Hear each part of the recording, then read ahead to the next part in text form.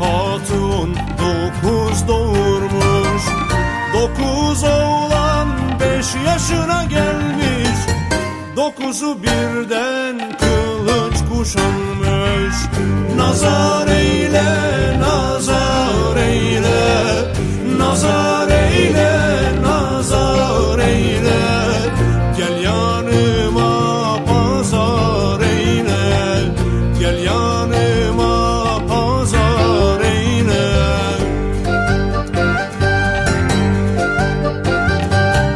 Sırma saçlı 40 güzel gelmiş. Levent boylu 40 yiğide varmış. Düğün dernek 40 gece sürmüş. 40 deve 40 koyun kurban kesilmiş.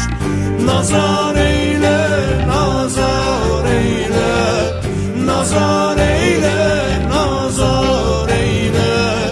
Gel yanıma pazar eyle, gel yanıma pazar eyle.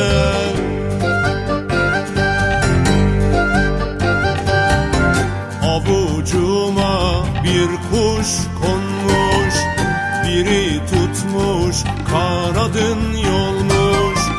Biri kesmiş öteki yemiş. Garip barış hani bana demiş. Nazar eyle, nazar eyle, nazar eyle, nazar eyle. Gel yanıma pazar eyle, gel yanıma pazar eyle. Nazar eyle, nazar eyle, nazar